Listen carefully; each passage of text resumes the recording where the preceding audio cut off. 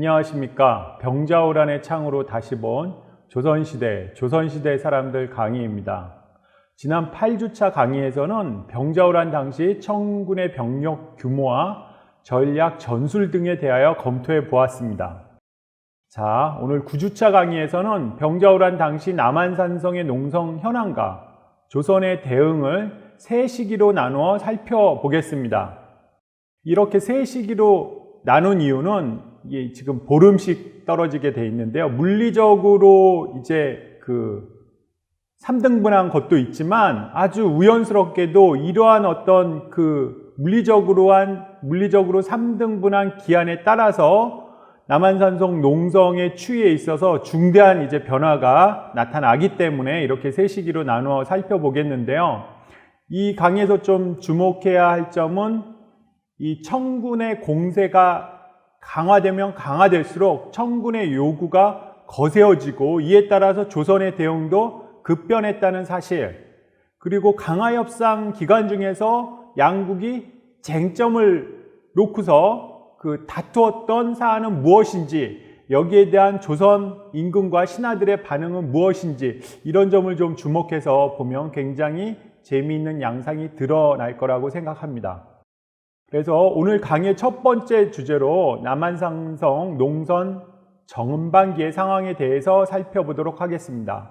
병자년 12월 14일부터 병자년 12월 30일에 해당되는 기간입니다. 자, 이 눈 덮인 남한산성의 성곽인데요. 이 남한산성에서 47일간 농성을 하면서 인조는 굉장히 고뇌와 이 번민에 시달렸을 겁니다. 이 남한산성으로 이제 파천한 것은 인조 즉위 이후 세 번째 파천입니다. 첫 번째 파천은 이괄해난 때 공주로 파천했고, 두 번째 파천은 정묘호란 때 강화도 행궁으로 파천을 했는데, 이제 세 번째는 병자호란 때 이 남한산성으로 파천을 한 것이죠. 그런데 이 인조와 조선에게는 이 세 번째 파천이 이전의 파천보다 훨씬 더 가혹한 어떤 결과가 기다리고 있었습니다. 병자년은 인조 14년에 해당되는데, 엄밀하게 말하면 병자년의 12월은 전부 다 1636년이 아니라 1637년이 약간 걸쳐 있게 되죠. 그래서 지금부터 이제 하는 강의의 어떤 연도는 병자년을 기준으로 해서 설명을 드리도록 하겠습니다. 자, 12월 8일 청군 선발대가 압록강을 도강을 합니다. 심양에서 12월 3일경에 출발을 한 선발대죠. 이 마프타가 인솔하는 약 15일분간의 행량을 소지를 하고 압록강을 도강한 지 6일 만에 한양에 도착을 합니다. 이 부대는 임진왜란 때는 사실 한양에 도착할 때까지 한 20일 정도, 동네에 상륙을 해서 한양에 도착할 때까지 일본군은 20일 정도 소요가 됐는데, 이 마프타가 이 지휘하는 이 청군 선발대는 그보다 훨씬 빠른 속도로 이제 조선의 경내를 돌파를 했던 것입니다. 이 도강을 한 시점 12월 8일이 서력으로 환산하면 1637년이 된다라고 설명을 드렸습니다. 12월 10일에는 청군의 이제 보훈대가 압록강을 도강을 했고요. 이렇게 되니까 이 국경 지역에 있었던 어떤 조선군들이 이들의 움직임을 이제 파악하기 시작합니다. 12월 12일에 청군이 침입했다는 의주부여 임경업의 장계가 도달하고요, 한양에. 그 다음 12월 13일에는 안주에 도달했다는 도원수 김자점의 장계가 한양에 도달을 합니다. 그리고 12월 14일에는 청군이 개성을 통과했다는 개성 유수의 장계가 한양에 도달을 합니다. 이렇게 되자 이제 본격적으로 피난, 즉 파천을 하려는 움직임이 일어나게 되는데요. 사실 그 이전에 조선군이 파악한 시점보다는 좀 상당히 대응이 어떻게 보면 늦었다라고 할 수가 있는데, 그 이유 중에 하나는 바로 소수의 청군이 상인으로 위장하고 조선의 경내로 이제 들어왔다는 사실이 될 것 같습니다. 그러니까 이전에도 이런 어떤 그 청군이나 후궁군이 상인 복장을 하고 조선 경내에 출몰하거나 정탐하는 일은 잦았기 때문에 이게 과연 이전의 사례와 같은 일상적인 군사 활동 혹은 정탐 활동이었는지 아니면 정말로 대규모 침입의 전조였는지 이거를 판단하는 데 좀 시간이 걸렸던 것 같습니다. 그래서 12월 14일에는 이제 우선 종묘사직의 신주와 세자빈, 소현세자의 배우자죠. 그 다음에 그 아들인 원손, 그리고 복림대군, 임평대군, 이런 왕실과 사대부들을 먼저 강화도로 오전에 피난을 시킵니다. 근데 이렇게 피난시킨 다음에 곧장 청군 선발대가 한양 근교에 도착을 했었던 것이죠. 그 지난주에 말씀드렸던 그 양철이라 고개에 그 은평구 불광동하고 대조동 사이에 이 고개에 이미 출몰을 했던 겁니다. 그래서 결국에 인조 일행은 강화도 파천을 실패하고요. 초경 이후에야 이제 남한산성으로 제2후보지였던 남한산성으로 입성을 하게 됩니다. 당대인들은 지금과 같은 이제 정확한 어떤 물리적인 시간에 의해서 시간을 측정했던 게 아니라 이 초경이라는 것은 밤의 길이를 5등분한 그 시간 중에 첫 번째 시간을 말합니다. 그러니까 뭐 일상적으로 말하면 오후 7시부터 9시라고 할 수가 있겠는데요. 그러니까 여름의 밤의 길이하고 겨울의 밤의 길이는 상당히 큰 차이가 있었겠죠. 그러니까 초경이라고 하더라도 아마 오후 9시 이전에 남한산성에 입성을 하지 않았을까 추정이 됩니다. 그런데 굉장히 깜깜은 했을 것 같습니다. 그리고 이러는 동안에 이렇게 인조 일행이 강화도로 파천하는 동안에 최명길이 그야말로 자신의 목숨을 걸고 이 청군 선발대하고 회담을 합니다. 도대체 왜 조선 땅에 아무런 이유 없이 쳐들어왔느냐, 아무런 통보도 없이 이렇게 뭐 진위를 파악하려는 의도도 있었고 사실은 인조 일행이 남한산성으로 파천할 시간을 벌어주기 위한 회담이라고 할 수가 있겠죠. 이때 청측은 병자호란 때와 비슷하게 왕제와 대신을 인질로 요구를 하게 되는데요. 이런 어떤 그 다음날 이제 그 최명길이 남한산성에 들어와서 보고를 하니까 조선 측의 반응은 이 정묘호란 때와 다름없는 이런 강화 조건을 제시한 청측에 대해서 굉장한 그 의구심을 표현을 합니다. 12월 15일에 이제 인조는 강화도 파천을 재시도를 했는데 얼어붙은 눈길과 그 다음에 만에 하나라도 청측이 남한산성에서 강화도로 가는 길에 군사를 매복했을 경우 이것을 감당할 자신이 없었기 때문에 다시 남한산성으로 돌아오게 됩니다. 자, 이 동안에 청군 선발대는 약간의 병력을 도성인 한양에 남겨두고 남한산성에 이제 포위를 완료를 하게 되는데요. 이때 그 조선이 보냈던 가 왕제, 진짜 왕제가 아닌 거죠. 그 다음에 가 대신 등이 다 파견되었다가 탈로가 납니다. 청측이 엄청 서슬퍼렇게 신문을 하니까 이들이 그 실토를 했던 것인데요. 곧바로 이제 청측은 소현세자를 인질로 요구하기 시작을 합니다. 그러니까 사실은 정묘호란 때처럼 청측이 왕제와 대신을 요구를 했던 것은 어떻게 보면은 조선의 어떤 반응을 떠보기 위한 그런 노림수였다라고 생각이 되고요. 이때 비로소 이제 청측이 생각했던 실질적인 그 강화를 위한 요구 조건이 이제 등장하기 시작을 하는데요. 이 소현세자를 인질로 요구했다라는 것에 굉장히 중요한 의미가 부여가 될 수가 있습니다. 이 조선 측은 이렇게 소현세자를 인질로 요구한 것에 대해서 조선의 신료들은 강력하게 반발을 했는데 무엇보다도 소현세자의 어떤 안위, 청나라로 끌려갈지도 모른다는 안위의 문제가 있었고 두 번째로는 사실은 세자가 청측 진영에 출성을 해서 만에 하나 지금까지는 이제 청나라 황제가 친정을 했는지 안 했는지 모르는 상태였는데요.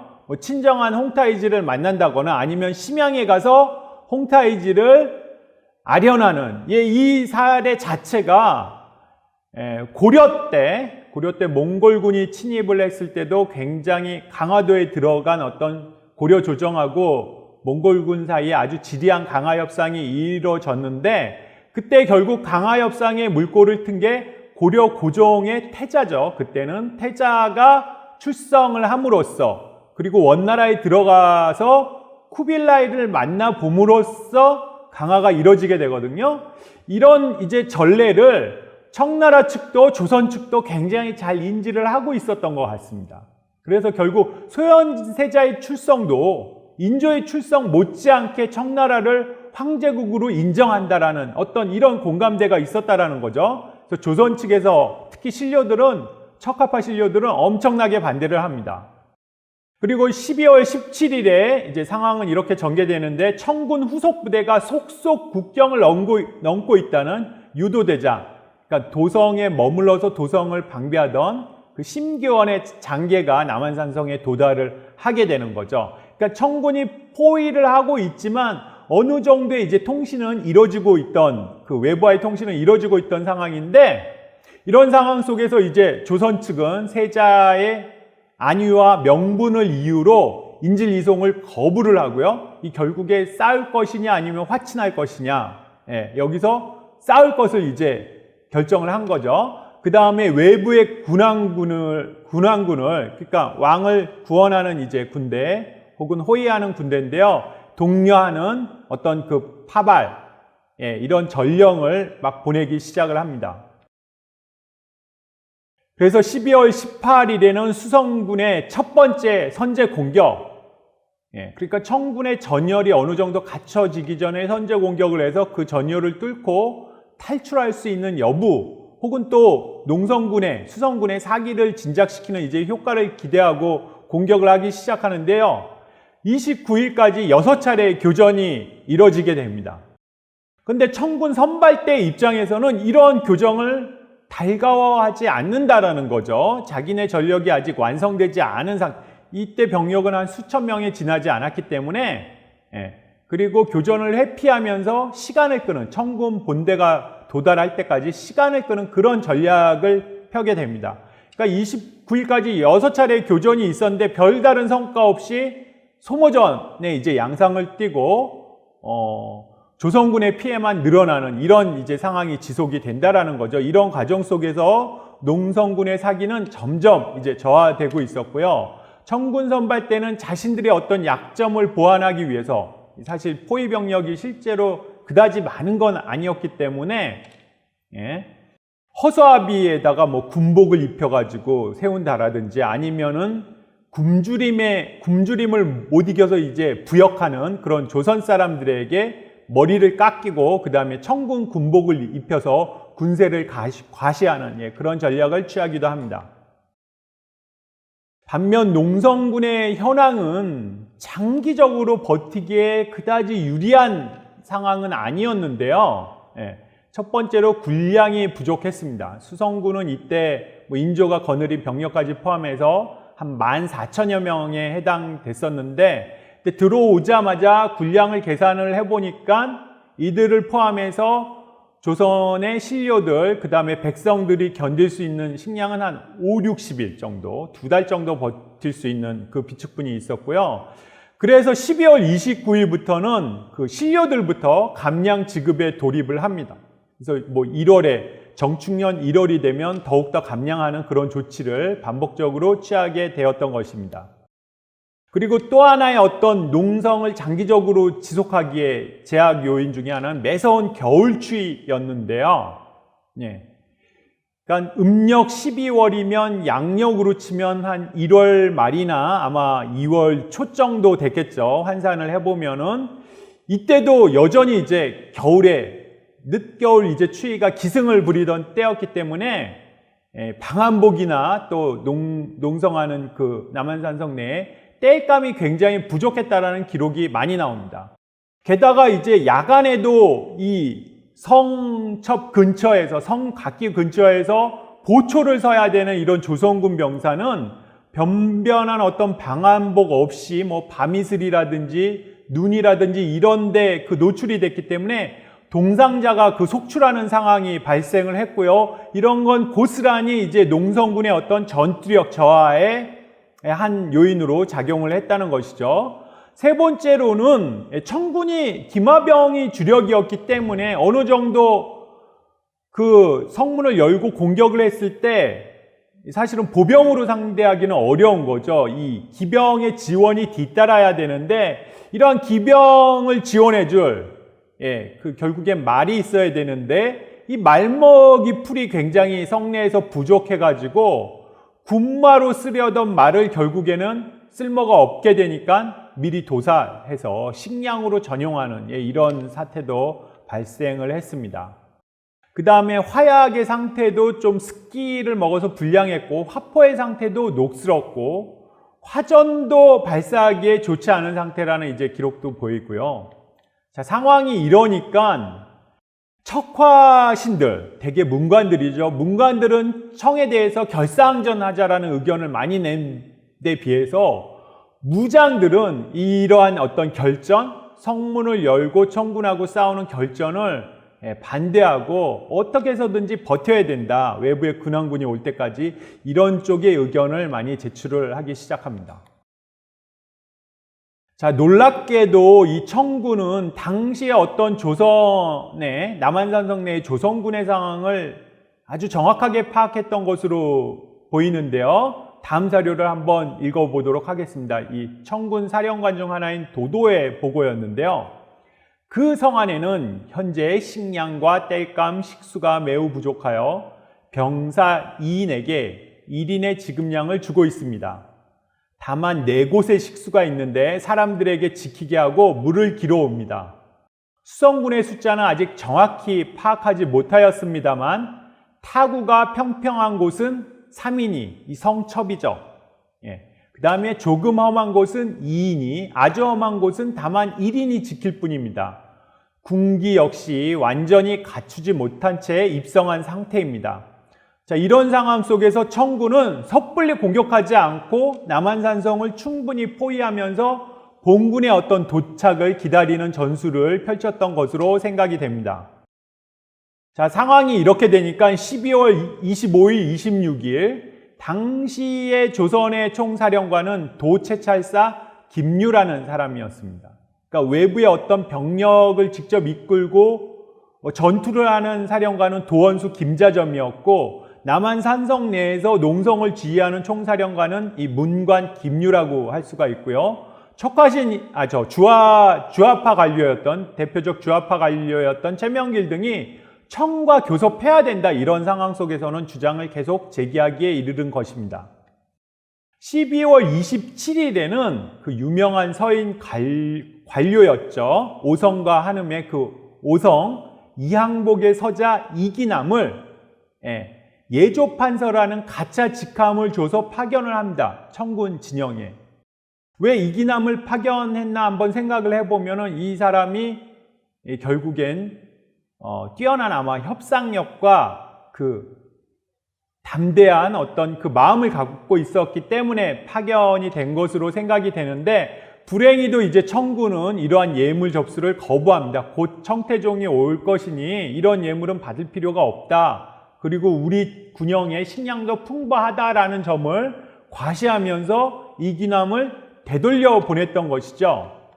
자, 그럼에도 불구하고 최명길은 마침 얼마 안 지나서 정축년에 새해가 밝아오기 때문에 명분상으로도 별 하자가 없이 사자를 파견해도 된다라는 이제 주장을 거듭하게 됩니다. 사실은 뭐 적성국의 군대에게 새 인사를 한다라는 게 말은 안 되지만 그나마 어떤 명분상에 조그만 한 자락을 잡고 싶었던 그런 이제 심정인 거죠. 근데 12월 29일에 어떻게 보면 이 병자년의 맨 마지막 이 남한산성 농성군의 대규모 출성 공격이 조선군의 대패로 기결되고 맙니다. 이런 상황 속에서 천태종의 이제 본대는 이미 한양 근교에 이제 도착을 한 상태였는데요. 자, 이렇게 되니까 12월 30일 경에는 김신국과 이경직을 다음날 청군 진영에 파견할 것을 결정하게 됩니다. 그러니까 전황이 워낙 불리하고 외부의 근황군은 오지 않고 그 다음에 이런 어떤 청군의 포위망을 뚫고서 밖으로 나가려니까 여의치 않은 상황 속에서 활로를 찾아야 했던 것이죠. 조선 측 입장에서는. 그런데 이제 청태종의 본대가 남한산성으로 이 병자년의 마지막 날이 되면 거의 이동을 완료를 하고요. 그 다음에 이제 한양에 남겨두었던 청군하고 외번 몽고군들은 청태종의 어떤 허락을 받아서 약탈을 개시합니다. 특히 이 청군보다도 외번의 몽고군들이 굉장히 군기도 좋지 않고 이 나쁜 행위를 많이 했다라고 이제 기록에 나오는데요.